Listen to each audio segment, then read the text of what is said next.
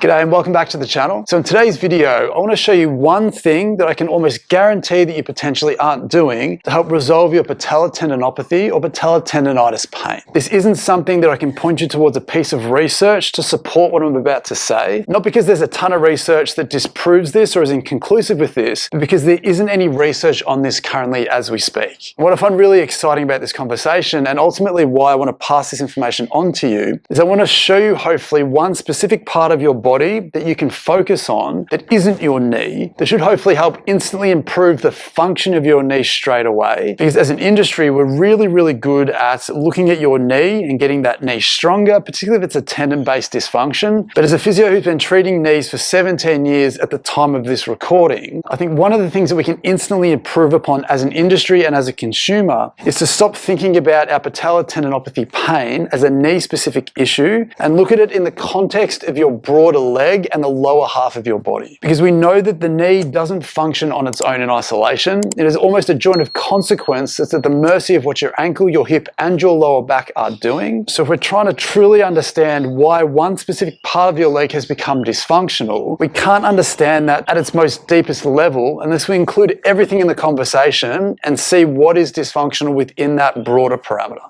Now, because this one piece of information is what I've come to understand as a physiotherapist, trying to understand why my patients come in sore in the first place, what I sincerely ask you to do is don't close yourself off to this because I can't present you with a piece of research today, although I hope to be able to in the next 5 to 10 years once this starts being researched. Instead, keep an open mind, test this out on yourself if you have patellar tendinopathy. If you are a health professional who has the privilege of looking after people with a patellar tendinopathy, go looking for these clues on them, treat them as part of your current regime, your current rehabilitation protocols, and hopefully you'll see the same results that I'm getting with my patients in real time. Then hopefully we can start to encourage people to look into this in more depth, to create some research around this idea and support what I've been finding with my patients over the last 17 years. So getting into it, the way we've tended to look at patellar tendinopathy for a long time is often a failure of the patellar tendon to tolerate the loading of that tendon over time. And the way we've rationalized this is that there's either a lack of conditioning or a lack of strength in that tendon to tolerate the things that you need to do, whether you're a running athlete, a jumping athlete, which is why we call it jumper's knee sometimes, whether you're a sprinter, whether you're an athlete of some sort that's loading up your knee enough that surpasses the current tolerance of that tendon to handle the things that you need to do. And with my brain and the way that I try and think about physio is that I need to be able to explain why something happens, because we know physically and musculoskeletally, everything has to happen for a reason. And often we need to take a bigger step back to include more information to start to understand a perspective needed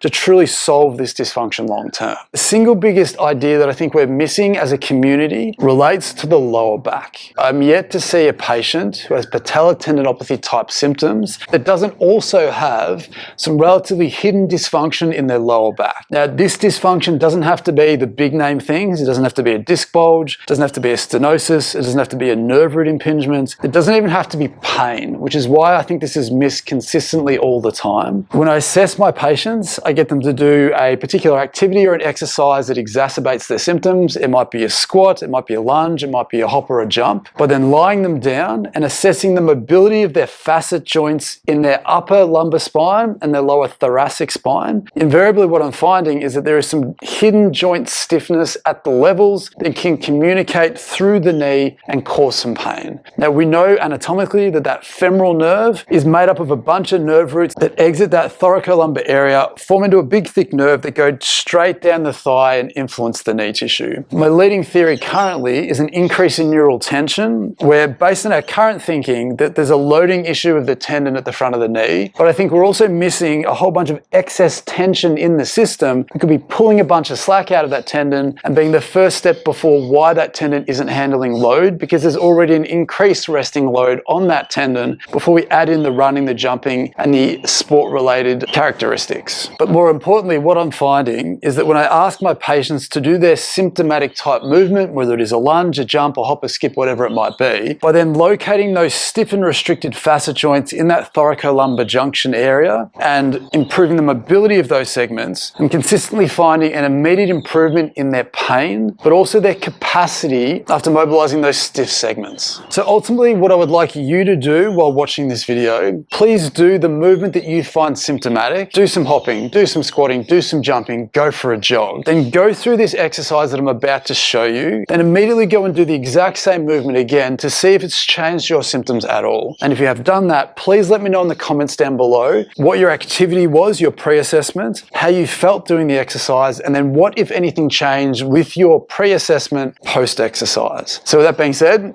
let's get to the exercise. So when trying to improve the mobility of a section of your spine, it's important to understand that there are a number of different ways that you can do this. You'll know that I prioritize using a foam roller or a lacrosse ball, depending on what you need access to and what gives you the best access to those stiff segments of your spine. And if we're trying to understand what might ultimately be annoying your patellar tendon and how the nerve that comes from your lower back might be influencing that tissue, we need to make sure that we're not missing anything at the top that might be pulling a bunch of slack out of that system and setting up that tendon to be dysfunctional in the first place. Because again, if we're just looking at pain, then we're potentially missing some of the broader mechanical features that might set something up to be there. So again, you may not have any pain at all in your back. You may not even have any neural type symptoms that you're overtly aware of. But as I said, we want to base everything that we do here on results. Ultimately, everything needs to elicit a result for it to be meaningful for you in the short term, but also to give you the perspective needed to try and conquer this long term. So what we'll choose to do this time is we'll use the foam roller, because we've used the ball a fair bit in the recent videos. I don't want to be a broken record too much. But again, what we're looking for is we're looking for that junction where your rib cage meets your lower back. We can definitely include the lower back segments all the way down to your sacrum and your pelvis. We can certainly come up a little bit higher through the higher reaches of your thoracic spine, because it's important to remember that your body isn't based on isolated structures. Yes, we have a lumbar spine, we have a thoracic spine, we have a knee, we have a hip,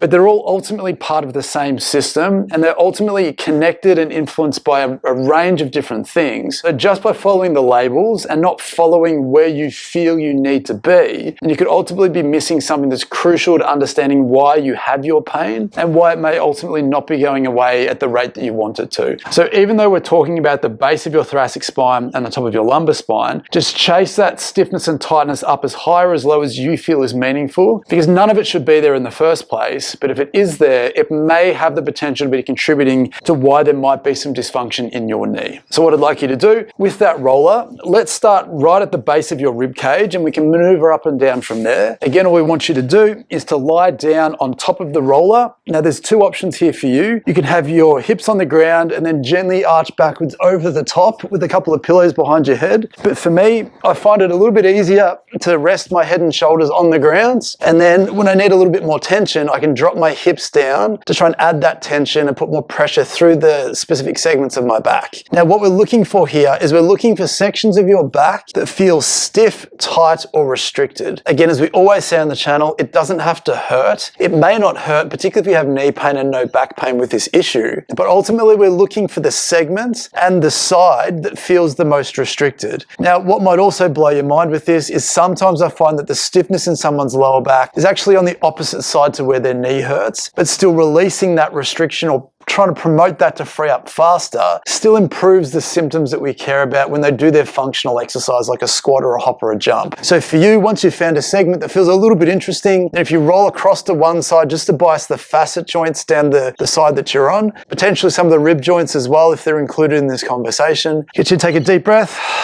into the roller. Really try and tell your brain that this is safe. Tell it that's all okay. I want you to stay here for 30 seconds or a minute. Once you've had enough of this, we want you to sort of drop down a little bit lower, just marginally lower, hit the segment below. Make sure that you're on the joint that feels the stiffest. Hang it here again.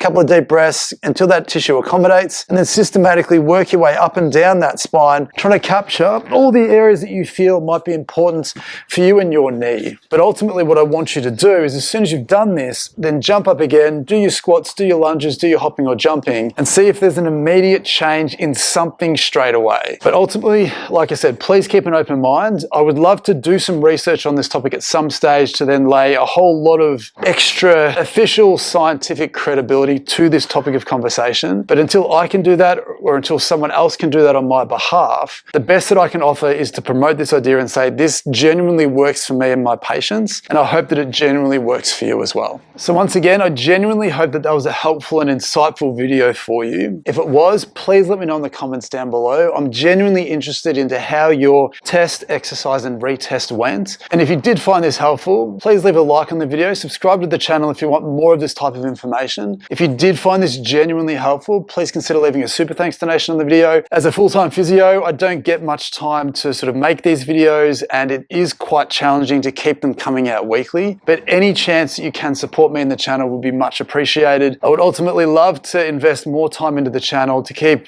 building on this experiment that I started about 3 years ago, to hopefully be able to reach more people and have a bigger impact than just seeing the patients that I see face to face day to day. But with that being said, thank you again for watching, and I hope to see you next time. Bye.